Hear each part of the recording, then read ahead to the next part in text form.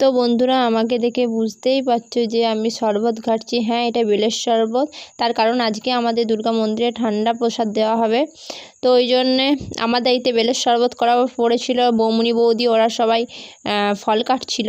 তারপরে আবার এক বালতি না শরবত করতে করতে আরেক বালতি শরবতের দায়িত্বে দিয়ে দিল।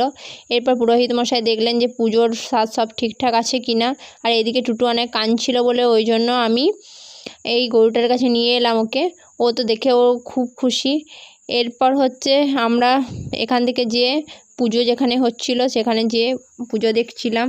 তো পুজো হওয়ার পরে এরপর আমাদের প্রসাদ বিতরণ করার, এবার প্রসাদ দিচ্ছিলাম সবাইকে। তো আজ প্রসাদ দিতে খুব ভালো লাগছে, ঠান্ডার শরবত দিতে। দেখছো কত লোকজন সবাই আসছে। এই প্রসাদ দিতে দিতে প্রায় সন্ধ্যা 6:30 বেজে গেছিলো।